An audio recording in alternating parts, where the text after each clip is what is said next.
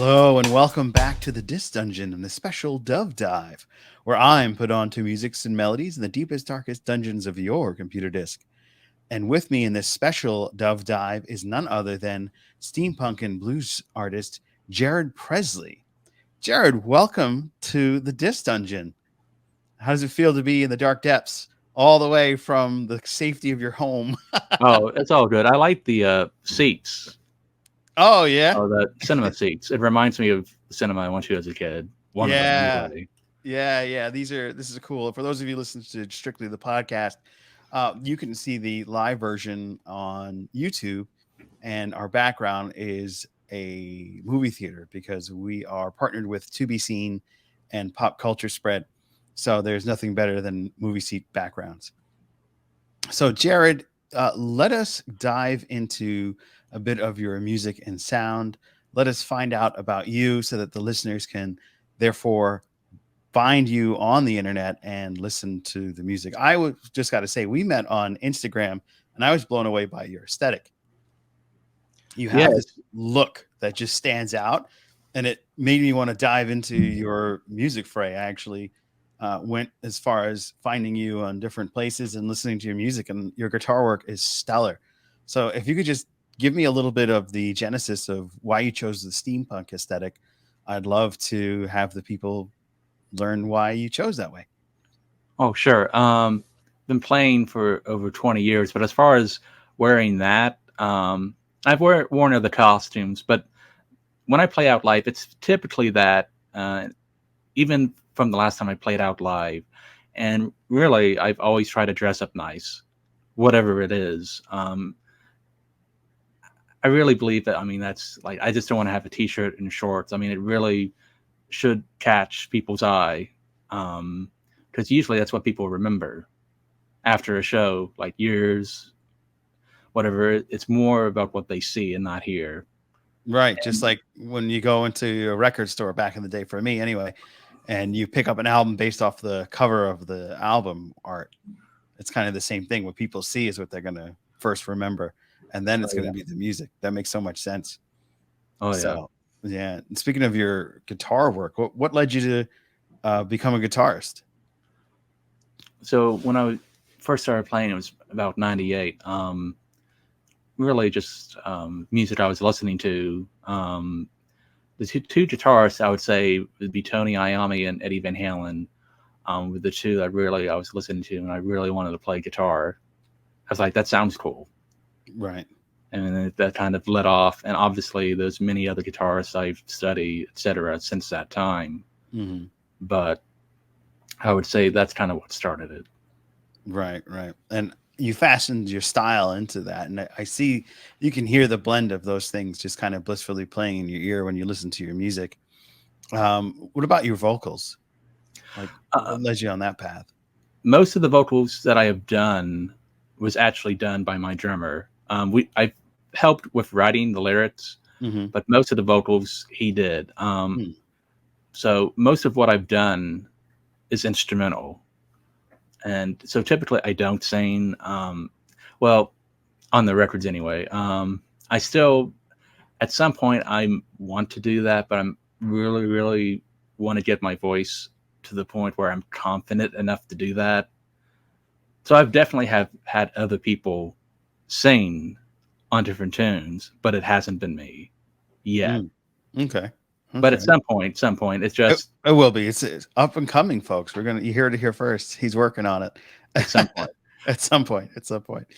And then I got to do the obvious. You know, your last name's Presley. I got to know. Are you related to the king? Um, it's very distant. It's like the same ancestor, but it's so far removed. Like I don't like. It's very far. Like I might as well not be. Like you and I have a better chance of being related than you and him. Pretty much. Pretty Yeah, much.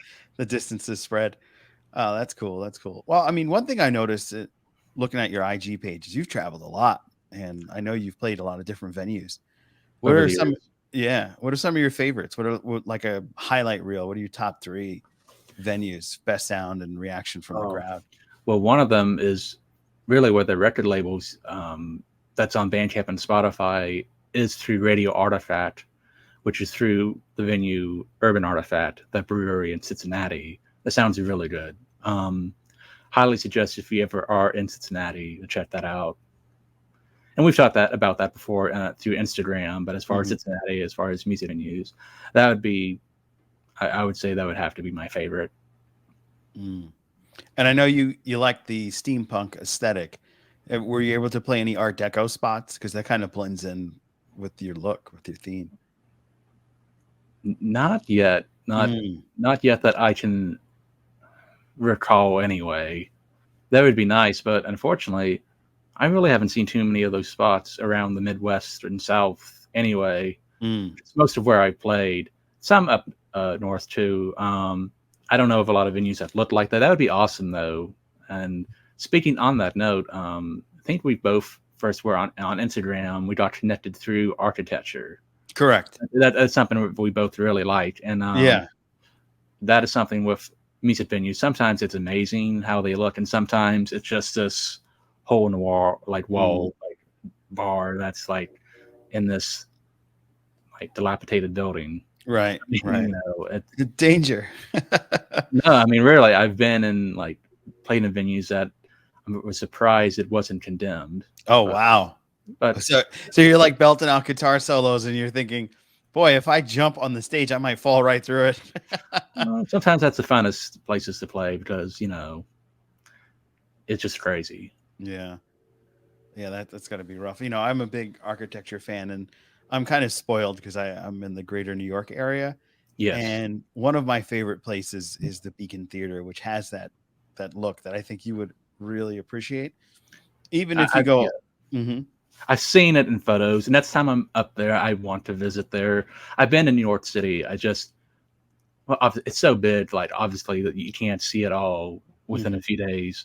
But I definitely want to. It really is amazing, though. Yeah, I recently was able to go to the Palladium Theater in Albany, and I think that's another place you would probably really appreciate. That the whole city of Albany has just got this great amalgamation of artwork and venues that just stand out. And I think for you as a guitarist and music performer, you would really appreciate playing that Palladium. The inside is just awe-inspiring. It's breathtaking. Oh, awesome. I mean, even just to see a show or whatever there, I mean, that would really be nice. Yeah. If ever I'm in Albany. You never know. Maybe. You never know. So what's some of the music that you're working on currently? Oh, well, with COVID, I mean, obviously I haven't been playing out. And I really haven't been playing out. My drummer who I was with for a few years moved. And we still are connected. We still work on music together. But so I was solo for a while. But at this point, for the last couple of years, I've just been recording, etc. I've made no real plans of playing on live. Again, someday, but well, I've noticed that you started to play like guitar on live every now and then on Instagram. I do. Yeah, was that something maybe you wanted to build up and start doing? I mean, it's nice. YouTube channel, maybe. I mean, it's nice. You don't have to leave your studio. You can just do it, like especially during like COVID, you know. Right. And you have an audience that's beyond central to the city. I mean, you can have people watching from wherever, whenever. Because I mean, unless you market like private or whatever, like the live videos, you can watch them after that point. Right. So there's really no excuse for someone like, oh, I can't make the show, etc. So that's nice. Though there's still something about playing live, though, in an actual venue with actual people, or seeing a show. If I'm in the audience, seeing the show with actual people, there's a social aspect to it that, you know. I mean, the connection that you make with the audience as a performer, I'm sure is just not the same texting people, so to speak, and chat rooms. It's a lot nicer when you're playing in front of a live audience. You feel that reaction. The electricity is kind of unparalleled to feel. I know I'm not a performer. I'm a hype man, I guess you'd say. But being in the audience and feeling that electricity is still a massively phenomenal experience. And I'm sure as a performer, on the other end, it's probably feels the same, and that's something you're probably dying to get back to. Well, for good shows anyway, it is. Mm. Sometimes it's not as much, but that all depends. But in the audience, like, and I see what you mean by that, because it, even like watching it on, it's not the same. I get what you mean. Like, I miss going to shows as I used to. They just don't have as many anymore Right. locally. And especially now with the new variant, like so many shows are done canceled, etc. And that's why I haven't really played out live. And I still, it gets into a long discussion. But in short, I'm rebranding and experimenting with some new things and sound. So eventually I will play out live again, but it will be in some ways different than what I did before. Mm. So you're basically in a chrysalis at the moment. You're gonna emerge from your cocoon as a brand new artist, so to speak. Well, yeah, I was focusing on cleaner sounds, different Oh, sounds, less distortion, just different genres. Because playing like lead guitar, like in the heavier rock genre, I enjoyed it. It's just I did it for years. And I wanted to do something else. so more back to bluesy Yeah, type of sound. Yeah. because I just didn't want to repeat myself. And at that point, I'm getting old. Part of it's just getting older, and like I've done it for years. I want to do something else. That's just me, though. That's just kind of how I wanted to do that. Makes perfect sense. You always got to reinvent yourself as you get older. I think of some of my favorite music artists, the guy named Joe Sumner from Fiction Plane. He's changed his style. He was very energetic and bouncy when he was in Fiction Plane, and now he's kind of like, I don't want to say mellowed out, because his voice is so powerful and his guitar work is very good too. But he reinvents himself and changes a little bit to kind of also match the times and how your reflection is personally. Well, that's good. I mean, you wouldn't want him to sounding like the first album every single time. Right. So it's good like that he does that. Hmm. And it's the same thing that you've got to do, I suppose. Well, it's Is an art, yeah. I Yeah, mean, it is. and it's evolving.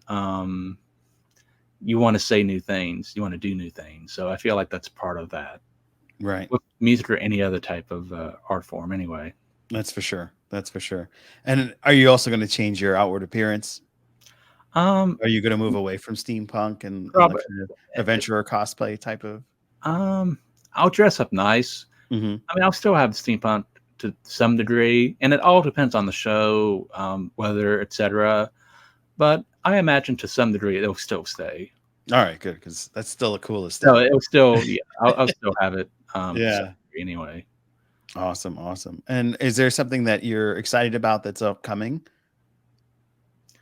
In general, to music or anything. In general, the music for your personal music, Oh, because I know you're going through this transformation or transfiguration, and is there something maybe like new guitar riffs that you're excited about that you're mastering at the moment?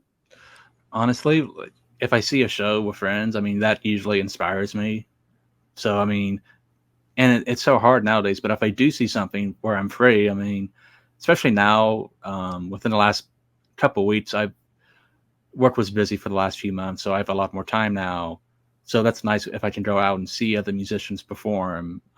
It's very inspiring, and I feel like I've missed that, especially during the heyday of COVID.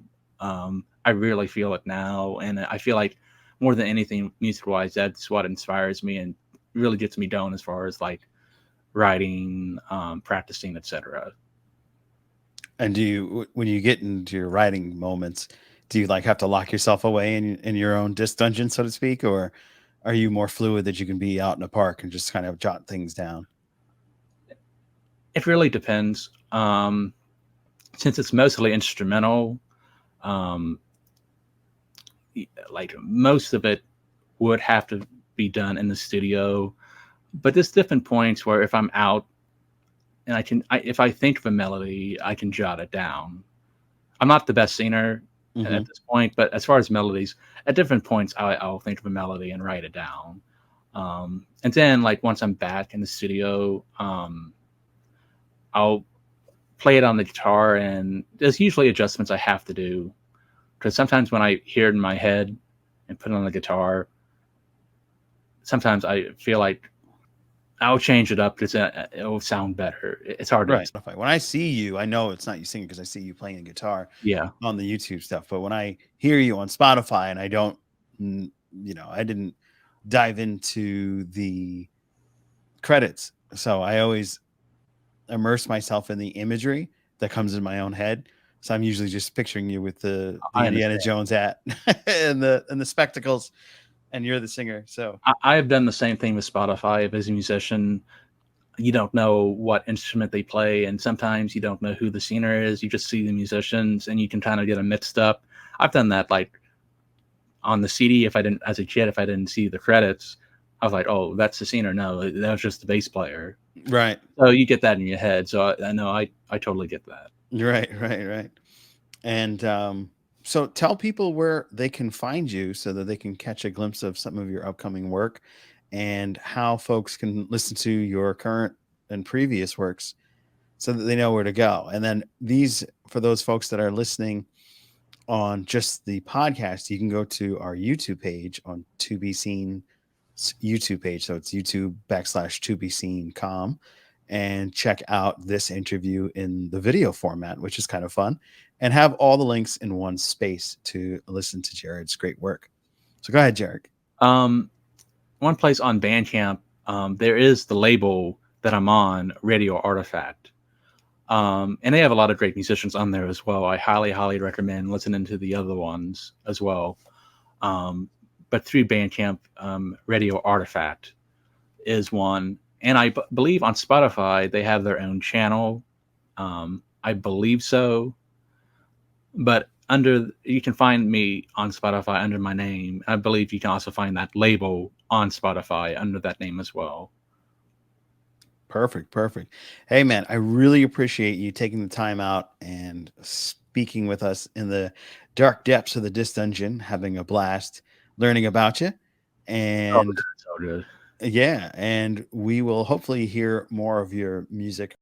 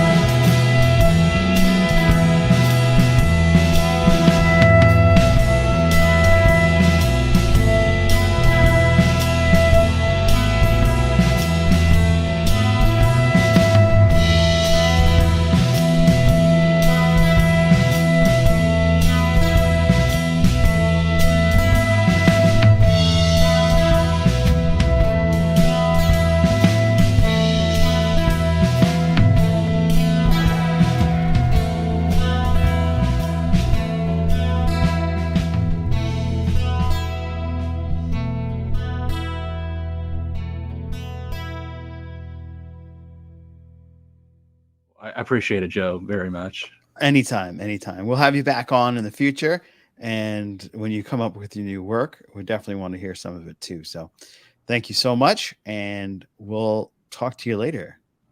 Thanks for listening to this podcast. Please, if you haven't already, subscribe to the podcast channel where Julie and I will dive deep into. And if you can follow our socials on Instagram and Twitter, you want to take a look at Disc Dungeon at Disc Dungeon to listen to both, see all our photos and all the fun we're having on social medias. Until next time.